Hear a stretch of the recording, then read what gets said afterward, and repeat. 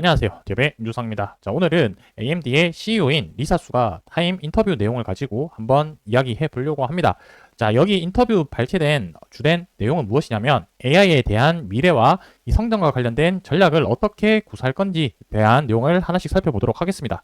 자, 결국에 이 내용을 통해서 기업의 AI에 대한 생각과 방향성이 어떻게 되는지가 결국에 우리가 반도체에 투자하는 투자자분들이라고 한다면 중요한 사안이 될 수 있기 때문에 지금 현재 시장이 어떻게 흘러가고 관련된 빅테크 기업이 어떤 관점으로 바라보고 있는지 한번 살펴보고 넘어가 보도록 하겠습니다.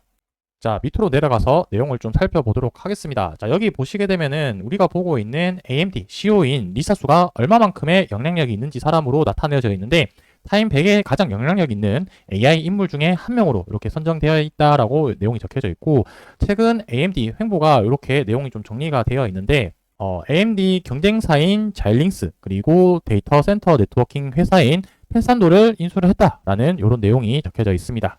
자, 그래서 경쟁사와 데이터 센터 관련된 기업들을 인수를 하고 AI 관련된 사업의 규모를 확장해 나가고 있다라고 해석을 하면 될 것 같고, 리사수가 결국에 AI 시장에 영향력 끼치는 인물이다라는 것은 결국에 AMD 회사라는 최종 의사결정권자에게서 사업 방향성이 결정이 될 거기 때문에 이 사람이 AI에 대한 시장을 어떤 생각을 가지고 있는지 파악하는 게 무엇보다도 우리가 반도체에 투자하는 사람의 입장으로 봤을 때는 향후 시장이 어떻게 흘러갈 수 있을지에 대한 단서를 조금 얻을 수 있지 않을까라고 생각을 하고 있습니다. 자, 그래서 관련된 인터뷰 내용 한 3가지 정도만 살펴보고 넘어가도록 하겠습니다.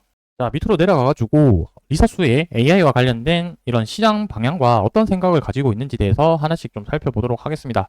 자, 거기와 관련된 핵심 질의응답 내용만 한번 좀 살펴보고 할 텐데, 그 중에 첫 번째 내용이 이 내용이 무엇이냐면 AI가 거품에 빠져 있고 과대평가가 되어 있다라고 주장하고 있는 사람들이 있다라고 합니다. 자, 이에 대해서 어떻게 생각을 가지고 있는지에 대한 답변을 한번 좀 살펴볼 텐데, 자, 여기가 핵심 키워드라고 생각을 하고 있습니다. 완전히 잘못되었다라고 생각을 한다 이렇게 적혀져 있고, 이 말을 다시 다르게 해석을 하면 아직까지 계속해서 성장 구간에 있다라고 좀 판단을 하고 있는 것 같습니다.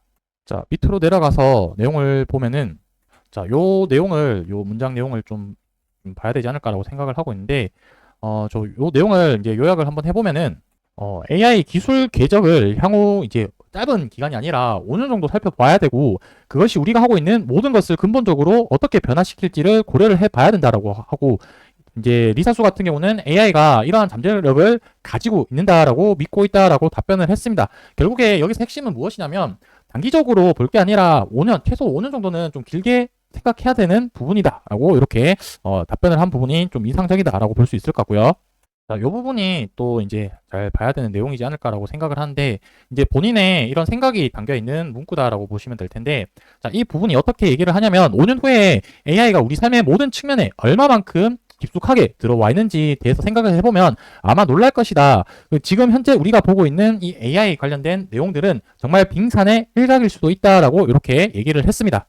자, 그렇다면 여기와 관련해서 이제 5년 뒤에 어떤 부분을 예측할 수 있느냐라는 질문을 던졌고, 자, 우리가 현재로서는 지금 AI에 관련된 부분들을 볼 수 있는 부분들이 챗GPT나 온디바이스 AI 정도로 볼 수 있을 텐데, 자, 여기에 어떤 내용이 나와 있냐면 이 지금 우리가 보고 있는 산업군보다 더 확장을 해가지고 요 내용이 좀 눈에 띄는 부분이라고 생각이 들고 있습니다.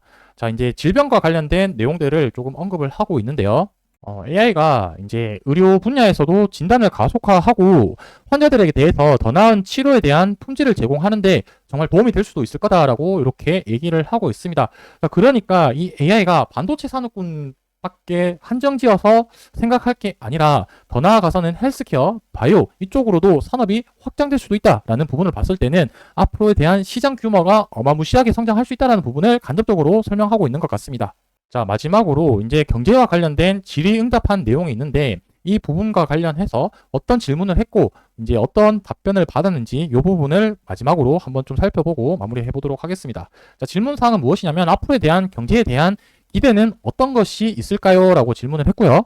자, 밑에 답변 내용을 이제 하나씩 좀 읽어 드리도록 하겠습니다. 장기적으로 볼 때는 이 AI 관련된 기술이 경제 생산성의 근본적인 동력이라는 점에 대해서 매우 긍정적이다라고 생각을 한다라고 답변을 했고, AI가 경제 생산성의 근본적인 동력이다라고 생각을 하고 있습니다. 그러니까 앞으로에 대한 미래에 대한 근간은 결국 AI가 될 거다라고 하고, AI를 가능하게 하는 것은 결국에 컴퓨팅 능력이다. 그러니까 자체 이제 AMD 회사를 강조를 하고 있다라고 보시면 될 것 같습니다. 그래서 모든 사람들이 더 많은 컴퓨팅이 필요하다라고 얘기를 하고 싶다. 이렇게 좀 전달을 했고, 뭐 이 부분이 기업에 국한되는 것이 아니라 국가, 이제 개인의 효율적이고 효과적으로 만드는 긍정적인 측면으로 보는 동력으로 생각을 하고 있다라고 했기 때문에, 뭐 한마디로 요약하자면 AI에 대해서 시장이 무궁무진하게 앞으로 개발할 가능성이 높다라는 게 이 AMD CEO의 리사수의 의견이다. 이렇게 좀 봐주시면 좋을 것 같습니다.